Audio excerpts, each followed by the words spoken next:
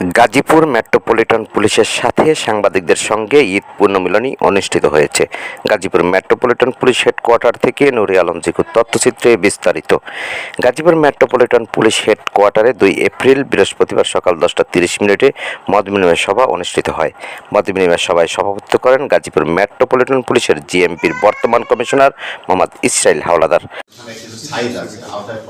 সেক্ষেত্রে কিন্তু আমরা অস্ট্রেলিয়া মামলা, ঠিক আছে, এবং এটা দাওয়াতে দেখা যাচ্ছে যে এই সহজে জামিন পাচ্ছে না।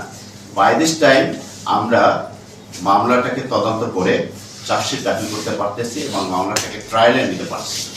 আমাদের এখন মূল টার্গেট হচ্ছে যত মামলা হয়েছে এই সমস্ত অপরাধীদের বিরুদ্ধে এগুলো আমরা যাতে ট্রায়ালে নিতে পারি।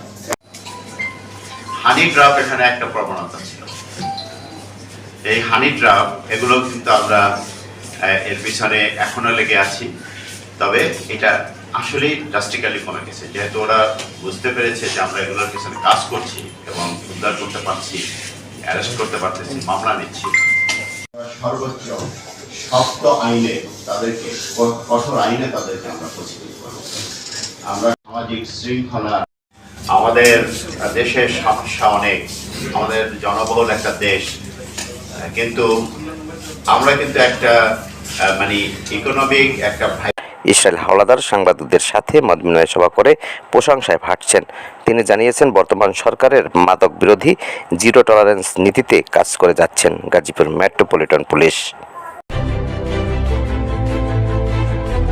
16 বাংলা টিভি, আবহমান বাংলার